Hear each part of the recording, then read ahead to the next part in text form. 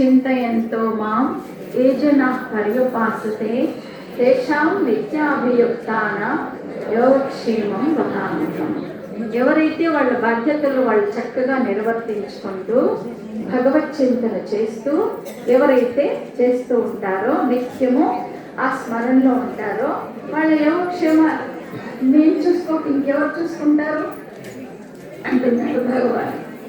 కాబట్టి యోగం కష్టం, ఆ కష్టాలని తొలగించేది ఆయనే, క్షేమాన్ని కలిగించేది ఆయనే. కాబట్టి ఈ యోగక్షేమాలు నేనే వహిస్తున్నాను అనే మాట మీద మనం పూర్తిగా నమ్మకం నుంచి ఎప్పుడైతే చేస్తామో అప్పటికప్పుడే మనకు ఫలితాలు కనిపిస్తూ ఉంటాయి. మీరు గమనించి చూడండి.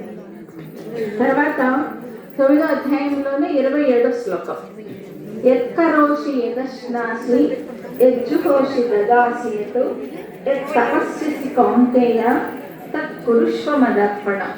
అంటే నువ్వు ఏ తపస్సులు చేస్తున్నావో, ఏ బాధ్యతలు నిర్వర్తిస్తూ ఉన్నావో, ఏదేది తింటూ ఉన్నావో, ఏ హోమాలు చేస్తూ ఉన్నావో, ఎవరెవరికి ఎక్కడెక్కడ దాన ధర్మాలు చేస్తూ ఉన్నావో అవన్నీ కూడా నాకు అర్పణ భావంతో చెయ్యి.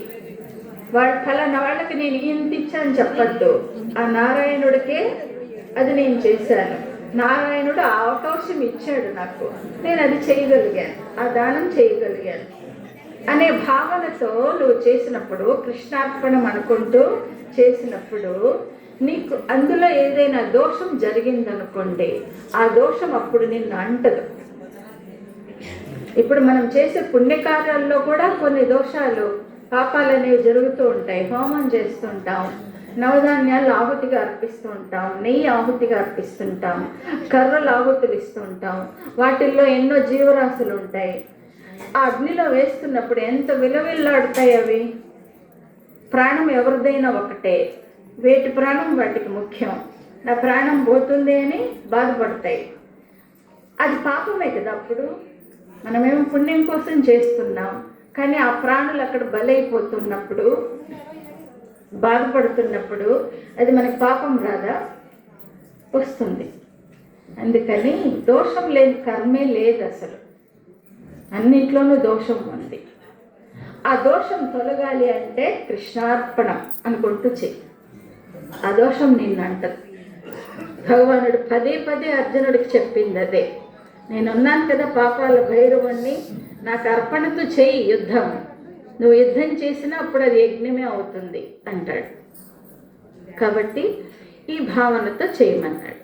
తర్వాత 18వ అధ్యాయంలోని ఇప్పుడు మనం చదివిన 66వ శ్లోకం, సర్వధర్మాన్ పరిత్యజ్య మామేకం శరణం వజ అహం త్వా సర్వపాపేభ్యః మోక్షయిష్యామి మా శుచః. మా శుచః, నువ్వేం బాధపడకు, నేను నీ కర్మలన్నీ తీసేస్తాను. ఎప్పుడు? సర్వధర్మాన్ పరిత్యజ్య అంటే ఈ 18 అధ్యాయాల సారాంశాన్ని కూడా అవగాహన చేసుకుని పాటిస్తూ వచ్చినటువంటి వాడికి ఇక ఏది చెయ్యాలని కూడా అనిపించదు. కేవలం ఆయన స్మరణలో అలా నిలిచిపోవాలనిపిస్తుంది. సర్వధర్మాన్ పరిత్యజ్య, వాటంతట అవే ఊడిపోతాయి కర్మలన్నీ కూడా.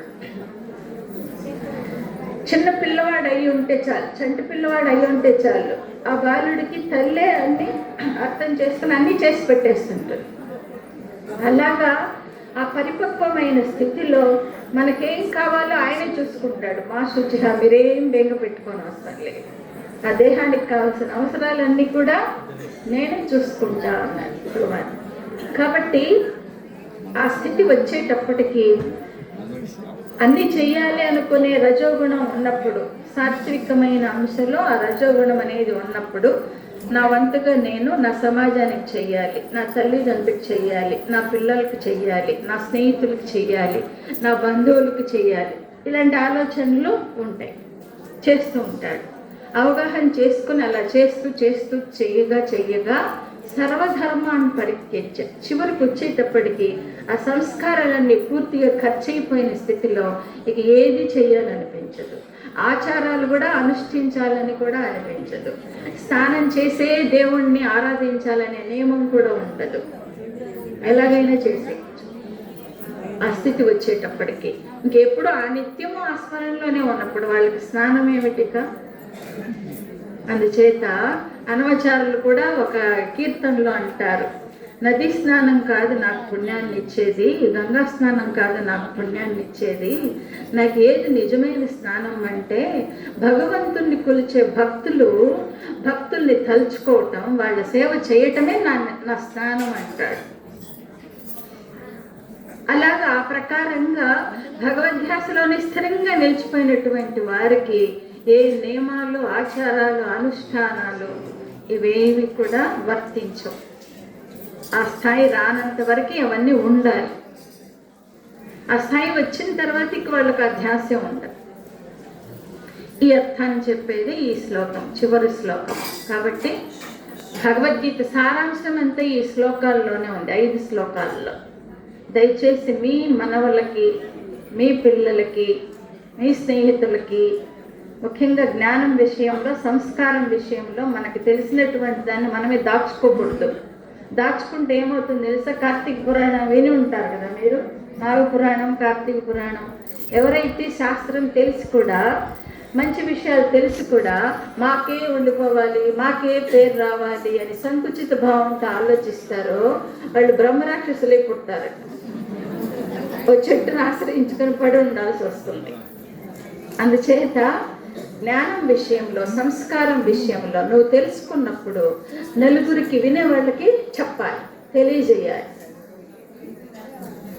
ఈ శ్లోకాలు, 5 శ్లోకాలు కూడా కనీసం భగవద్గీత ఎవరో మాకు తెలియదు అనుకోవడానికి వీళ్ళే.